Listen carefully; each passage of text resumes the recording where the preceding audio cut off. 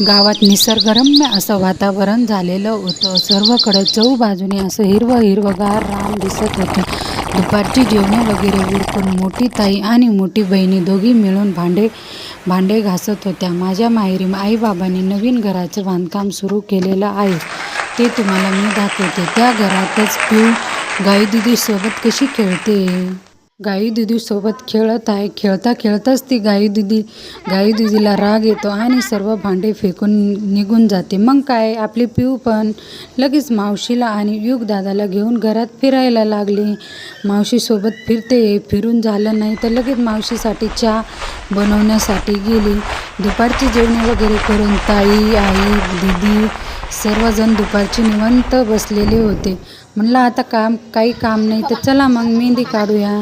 मग काय, भावाच्या मुलीने माझ्या हातावर मस्तपैकी अशी मेहंदी काढली.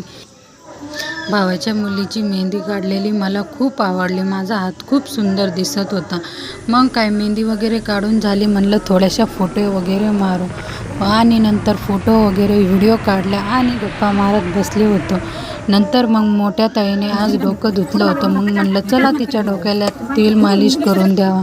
मग काय, थोड्या वेळ ताईच्या डोक्याला तेल मालिश वगैरे केली आणि नंतर पिऊसोबत फोटो काढायला लागली. चला भेटू उद्या, बाय.